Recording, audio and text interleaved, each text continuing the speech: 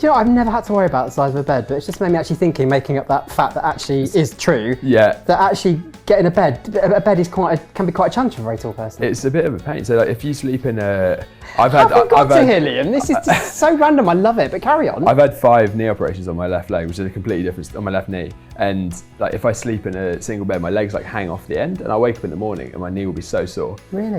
Yeah. So yeah, you just need to be in at least a double bed, and then you're fine. Well, I'm just a tiny bit under 6 foot. Yeah. So 6'1".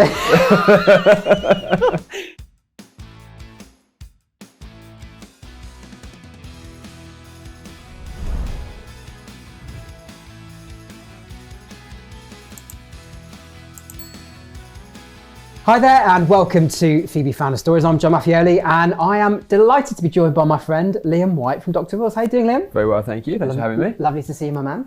I'm going to start with an interesting fact about you that my researchers basically found. So, oh, no. Because you're so tall, when you buy a bed, you have to have the bed extended.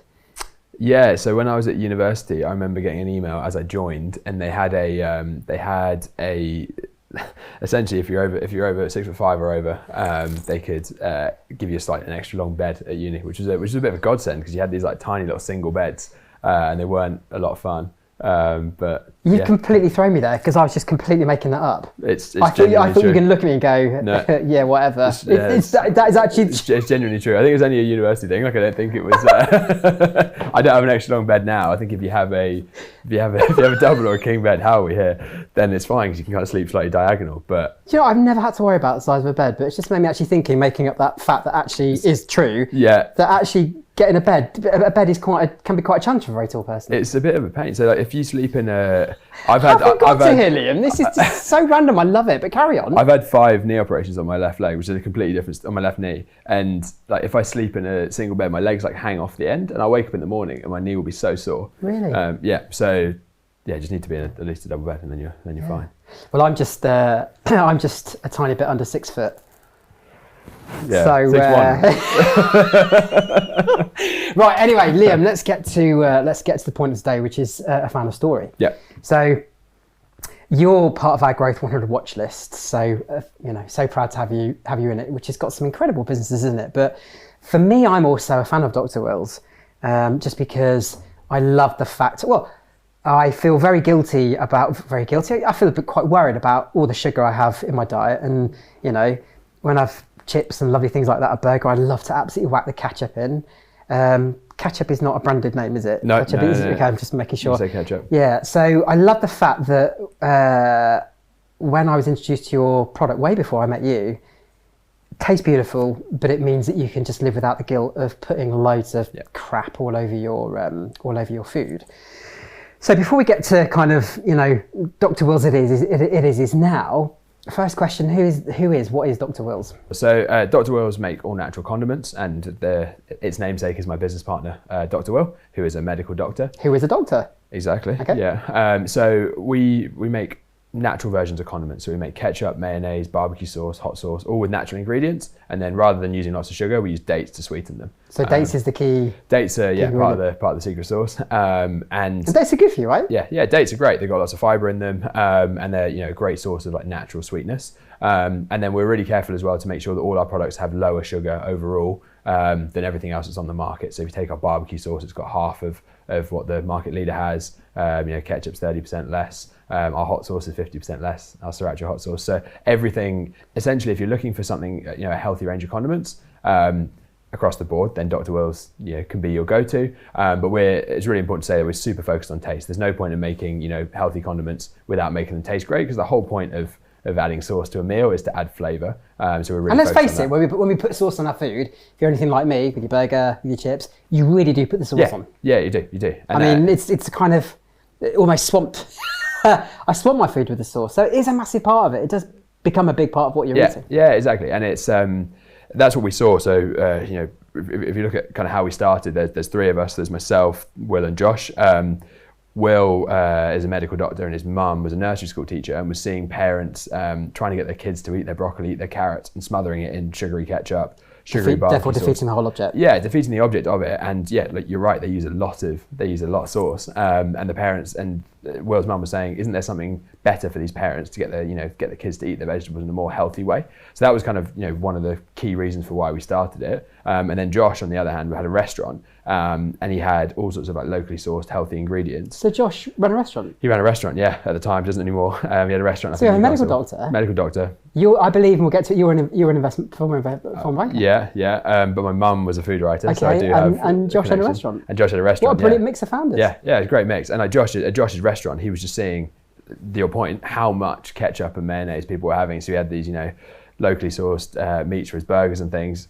The burgers would go on the table and they'd just be absolutely swamped in ketchup and mayonnaise. And he was looking at how much he was getting through and thinking, A, it needs to be healthier, but also we use a lot of this stuff.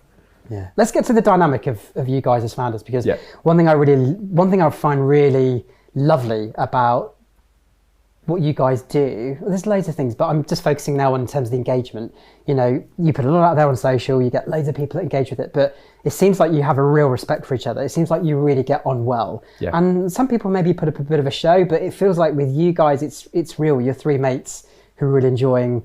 Have I got that wrong, or is that pretty much? No, I'm right to assume that. That's right, but we didn't know each other before we started the business. You didn't? So none of us knew each other. Will and Josh met in the gym up in Newcastle as well, at a CrossFit gym. And then I was looking for something else to do other than working till 2, 3, 4 o'clock in the morning every night. And I met Will when I was looking for kind of my next move, trying to find a job or a business partner or something else that wasn't investment banking. Brilliant. So everyone always says luck is such a big part. You work hard, etc., and you work hard, you make your own luck. But it seems to me that really was the bringing together of the stars aligning. Yeah, complete luck. And for Will and Josh to meet in the gym, and then for me to meet Will and then end up working with the two of them, and now the three of us have been working together for the last 5 years. 5 years. Yeah, it's not something we expected at all. But and literally from creating the product, going out to market stores, I've seen how the product has evolved over the years. Vastly different to the branding's lovely, but very different back in day one. But it was pretty much the hustle of the market trading, right? Yeah, so at the very beginning we were making it in Josh's restaurant kitchen.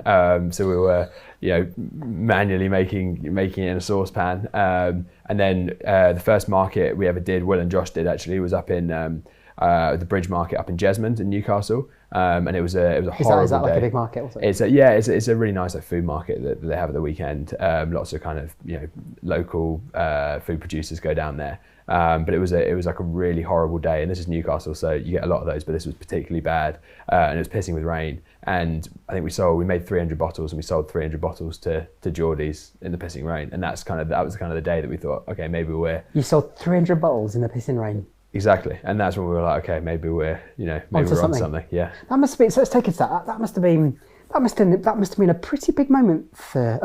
Validation is so important for entrepreneurs. That must have been a pretty big validation moment. Yeah, definitely. I think there's been a few of those moments along the way, and that was definitely one of the early ones. And then I think when you see, like, I remember our first kind of big listing was Selfridges, first kind of marquee place that we got into, and that was kind of like the stamp. That was like a yes. Yeah, and that was another one. And then sort of seeing it, sell out, and then getting repeat orders come through, and you're starting to realise that okay, like people buy this stuff, people want this stuff.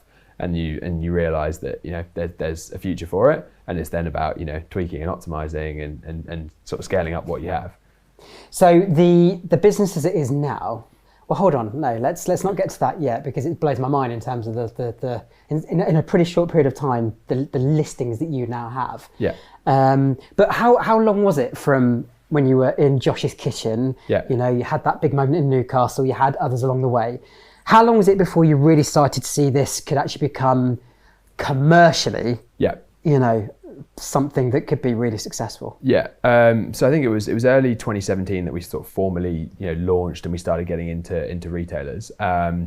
We had in 2017 we got into Selfridges, and that was the first kind of marquee listing. And then 2018 was that? Would you say Selfridges was the moment? That was, I think that was the first. We were selling to a few farm shops and delis, and at this point we had an office in Vauxhall, and we didn't have any warehousing or anything like that. So we had a manufacturer would make about 1,000 bottles at a time. He would send the sauce to this like basic co-working space that we had in Vauxhall.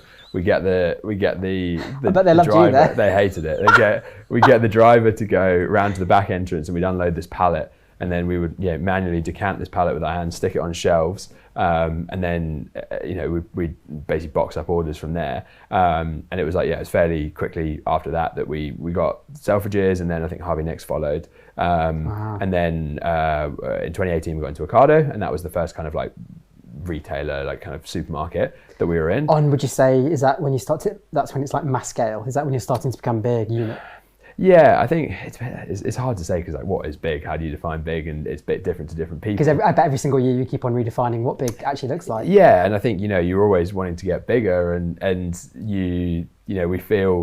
feel like we're already thinking about the next thing now, but actually if we look back to where we were a couple of years ago, we would be big in those eyes. So it's tough to define. But yeah, I think when we were selling to retailers, and I think one of the things that is a challenge for small food and drink businesses is being available. So at the very start, you're available on your website, maybe you're on Amazon, you're in a few independent shops, but actually, if you're going and doing a grocery shopping with your family, you can't easily buy Dr. Will's. You're having to go out your way. And I think it's when you get to that point where people aren't having to go out of their way to buy it and they can pick it up in their day-to-day shop, that's when you start to be commercially available. And that's kind of where we are now.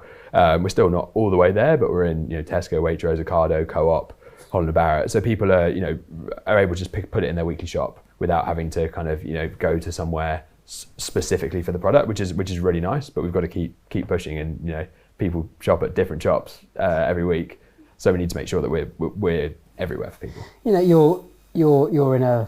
You're playing in a market where there are some of the most powerful brands there are. Yeah.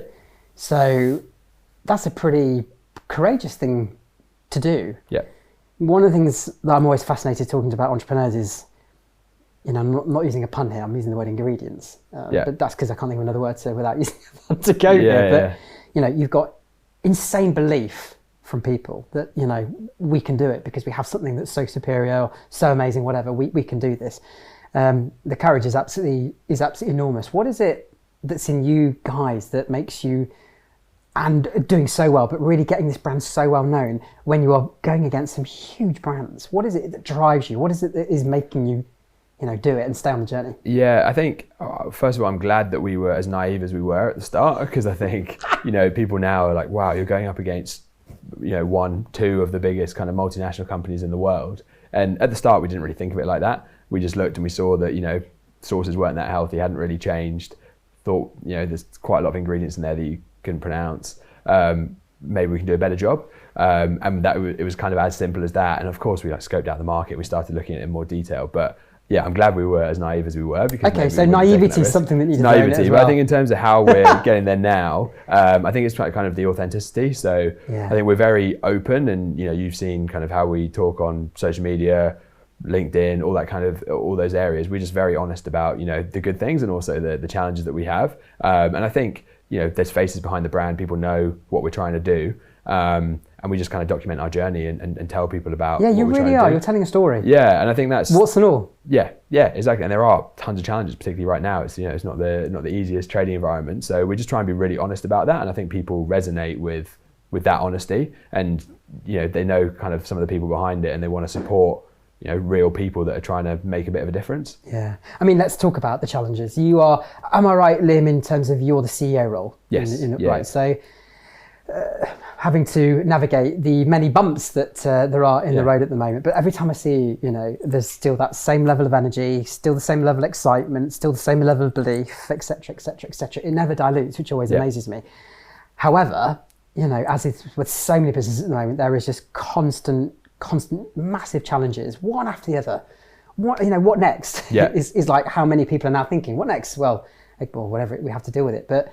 What does that do to you? What does that do to your mental state? What does that do to your energy? How do you keep on getting your energy high when it's just constant challenges? Yeah, it's a good question. I think not that many entrepreneurs talk about it. Like a lot of people are just kind of, just kind of get on with it and don't talk too much about what they're going through. Yeah, but I think like 2020 was the first time where we experienced like real hardship in the business, and that was about 40% of our business was selling into restaurants, cafes, delis, basically everywhere that was closed. So we had I remember the order from the The distributor that we used was cancelled. The last one we had in March, and then we didn't see another order after that, and lost 40% of our business overnight.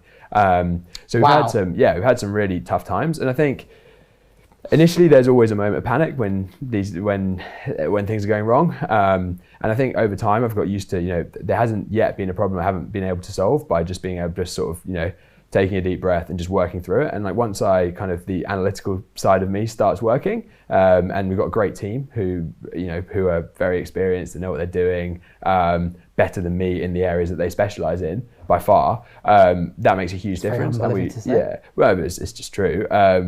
Once you get working through things, I think it's fine. But I'm very, I used to work silly hours in investment banking, and I'm very conscious to we work hard at Dr. Wells. There's no two ways around it. You have to as a founder, but I try and have some balance in my life and sort of make sure that even when things are difficult, I take time to exercise. Really important for me. Sleeping, I have sleep trackers. I do a lot of cycling, running, all that kind of stuff. So, and that for all of us makes a big difference. Josh in particular is a big athlete as well. Is he Mr. Ironman? Yeah, everything. He's run the length of Hadrian's Wall. He's done like Popeye. Ironman. He's done tons Popeye of on steroids. Yeah, he's no not saying he's on steroids. Blimey, I should start again. Let me just start again. Healthy ketchup and loads of steroids. So where do we go back to? Yeah, so you keep yourself pretty busy then? Yeah. I see you like cycling, for example. Yeah, exactly. So that's cycling is my way of, I cycled before COVID, but during COVID I found it was the one thing I could do that you could pretty much do all day, because you can go out, you go for a long cycle, stop for a few coffees, and you just, you can't use your phone because you're cycling, you're on the road, so you can't be on email and all this kind of stuff, and you're just kind of out in the real world with friends. It's a very sociable sport, which is great. With Joshua? Yeah. So Josh, I cycle with, and then lots of my friends. Does he do Ironman competitions as well? Josh's a machine. Like Popeye. Yeah. He does Ironman. He's run very quick London Marathon time. What time? Make me sit. 2:37, I think. That's ridiculous. Quicker than that. Close to 2:30. He's very, very quick. Whoa. Big up, Josh. Yeah. He's done ultra marathons. He's run the length of Hadrian's Wall. He's done all sorts of things. And so looking after yourself, that's really important for you guys. Then. Yeah. So you still make the time to get off the kind of the hamster wheel of the horrendousness of business at times to. Yeah, and we all yourselves. Definitely. Yeah, we try and. I think you have to keep some balance. I think during 2020 we got quite dragged into just being on all the time, because suddenly there's no separation between work and home. So we try and be practical with that stuff, and also we have the three of us, which is really helpful. And when things are tough, everyone just bounces it off each other. Sometimes one of us might be low and just a bit frustrated with how things are going, but then the other one's look, this is the plan, this is what we've agreed, we're on track for this, and we'll just try and bring the other, bring one of you back, or support the one who's maybe feeling a bit more melancholy about things. So just nothing groundbreaking, but just using that support network around you. Yeah.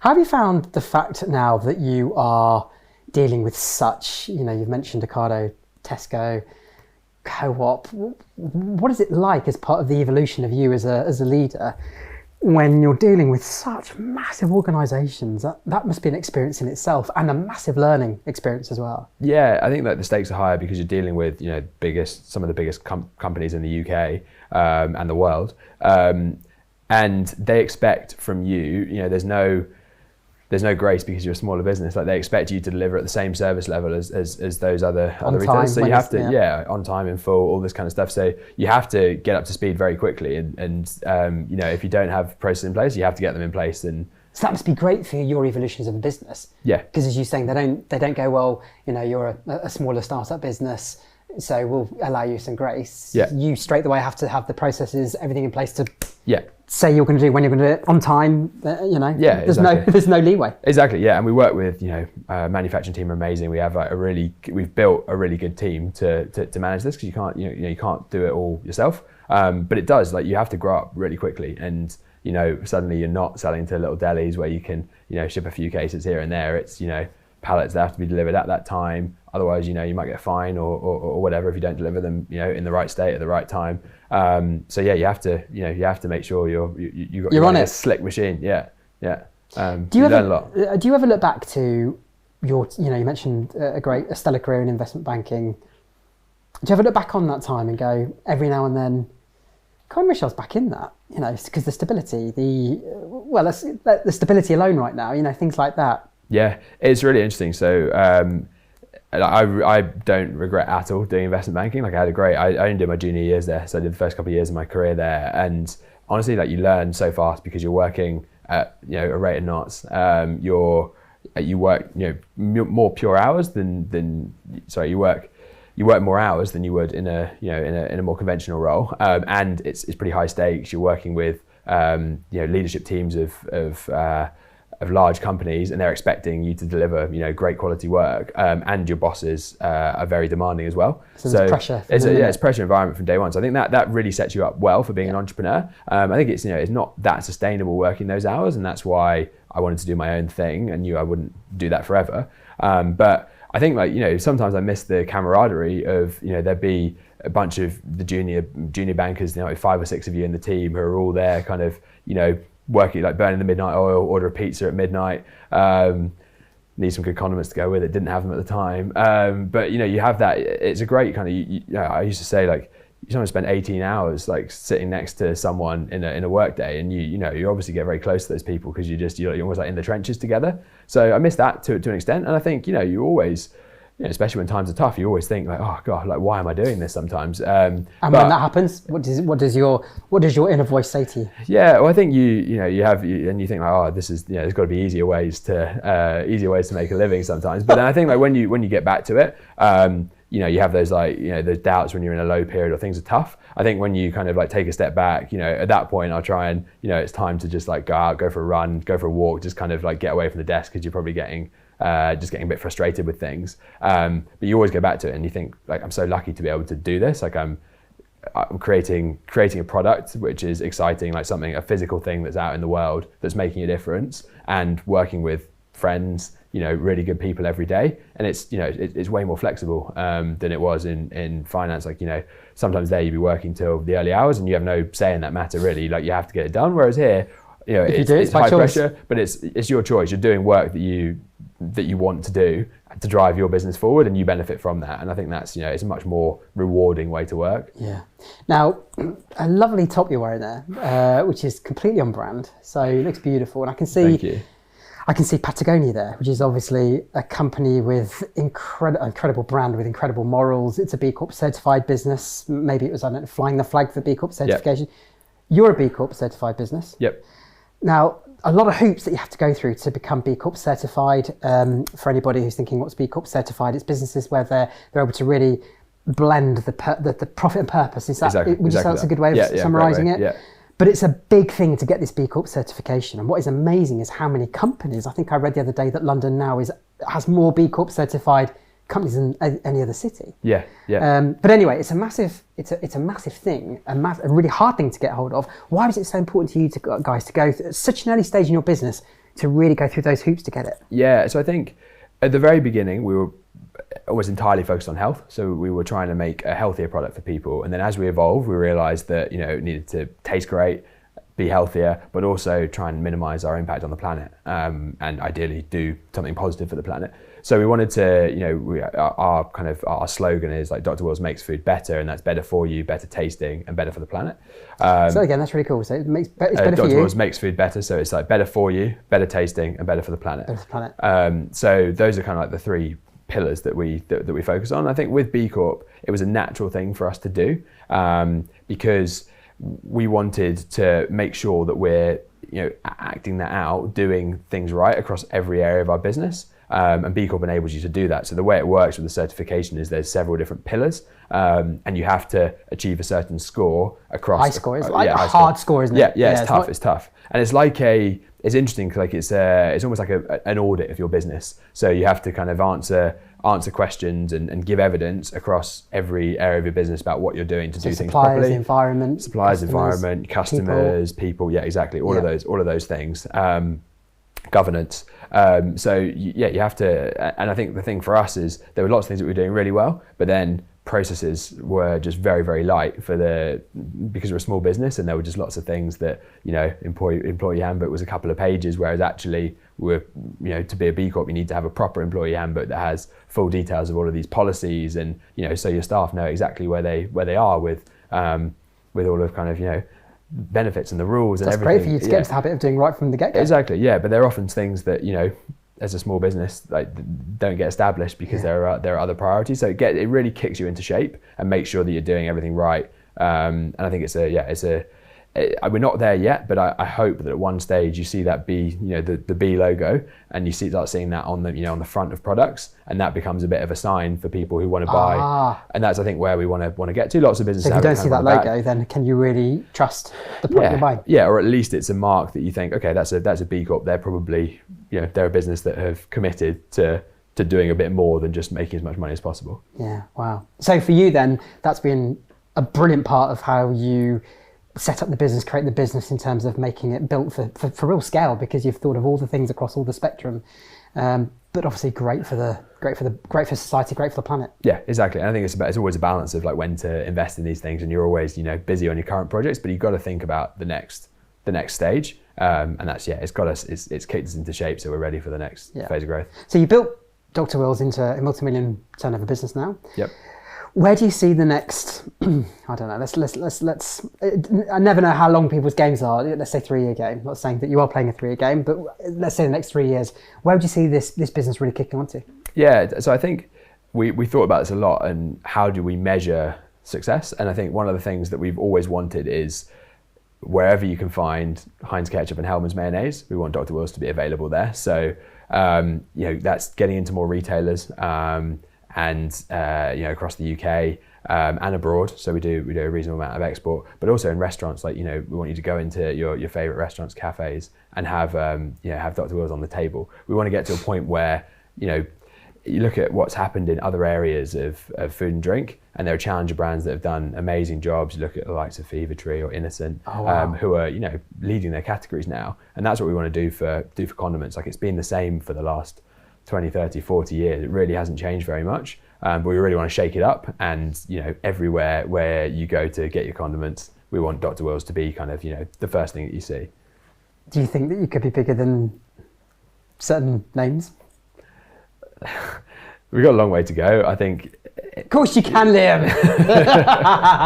So Liam, when we've spoken in the past, one of the things that's got me so excited about Dr. Will's is, when you look me in the eye and you can see the whites of your eyes as you're talking, about your product and how big it could be, and it could be, top of the categories. Is that where you see that this could go to? Yeah, absolutely. I mean, we have to aim big, and every big business started small once. So yeah, absolutely. That's what we're aiming for. It's not going to happen overnight. We're realistic about it. But yeah, we have to. And I think if you look at what consumers are demanding now, you look at every other area of food. Consumers want to see healthy ingredients. They want to see, sustainable packaging. They want to see, personality behind businesses, and we're ticking all of those boxes. So I think we just got to keep innovating and making great products, and we will keep growing and take on the big guys out there. Yeah. In terms of you've mentioned your team quite a bit. Yeah. Giving lots of credit to, it seems like you're really proud of the team that you've built. How has it been to build that team? You said you've brought in people that are better than you with great experience. How have you managed to build such a great team? I think people talk about hiring people that are like 1% better than you, and I think for me it's not 1%. It's like hiring someone who's 20%, 30% better than you at their area that they specialize in. And I think we notice such a massive impact from when you hire a great person, and particularly like as a founder. Yeah, because there's you're often a bit of a jack of all trades. Definitely, that's what I am. And suddenly you bring someone in who can just take one area of the business and just run with it. And that's such a great feeling when you just see them sort of, maybe not asking you, what do you think, but saying, I think we should do this. Do you agree? And most of the time it's like, yes, run with it.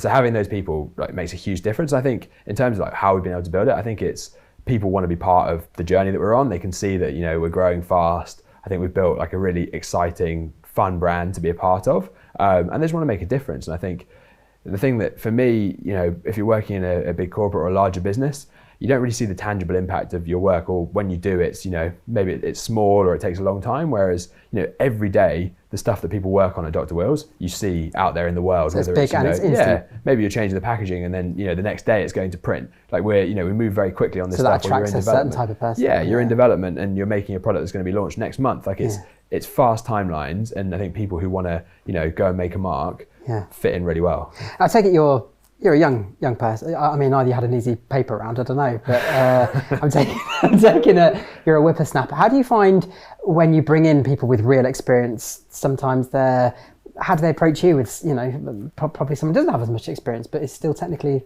their boss. Yeah. I'm sure you never lord that over anybody, but you know what I mean? Yeah, no, definitely. And I think the first few times, and particularly like with investors, like, you know, I remember when I was like 23, 24, going in to meet with investors and thinking like, you know, you've got to sit toe to toe with them. And after a while, I relaxed about it, because I was like, the reality is nobody knows more about my business than I do. Yeah, nice way to look at it. Yeah, and they're going to ask you tough questions, and they're smart people, and they're going to dig into things. But, you know, you're there every day and you know every single detail about it. So I started to relax. That was on the investor front. And then I think from a team point of view, for me, I'm very happy for people to know the answers when I don't.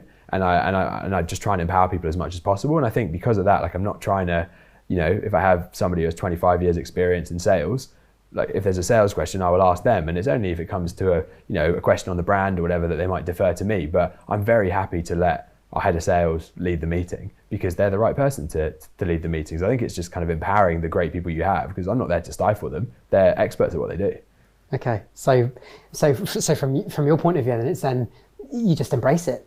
You know, definitely.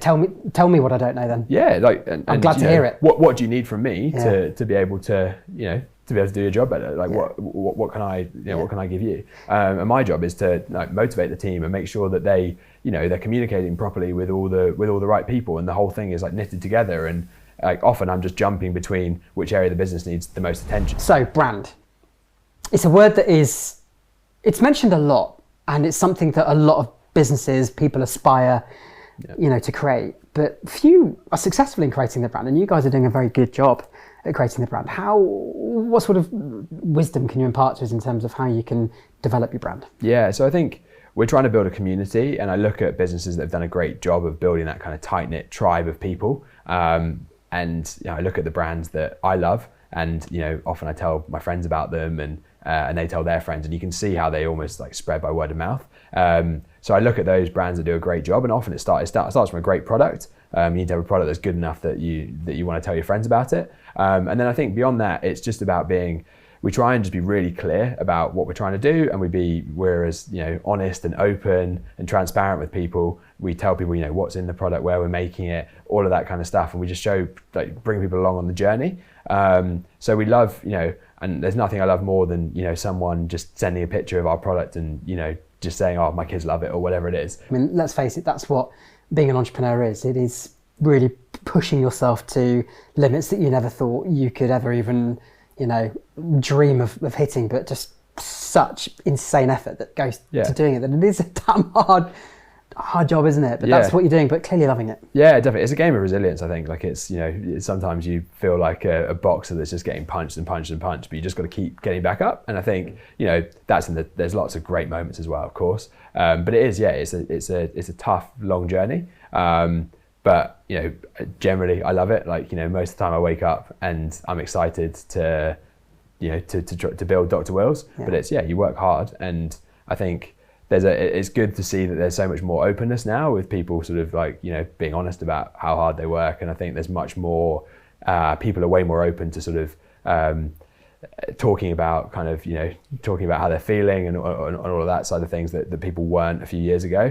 And much more focused on like trying to, you know, balance their life and make sure that you don't kind of just get caught up in it, you know, just get too sucked in, because it is all consuming. It's this thing that is, you know, it's often the biggest thing in your life, like the most important thing, the thing that you've been building and put your heart and soul into for us 5-6 years, and you know, but it's quite precarious, and it always is, you know. Like, on the one hand, things are going fantastically well, but then you've also got stuff that's really tricky at the same time, and you feel like sometimes, like, you know, inches from success, but also inches from failure at the same time, and that's like, it's tricky to, you know, to keep a sort of like to emotionally stay level when you're feeling like that.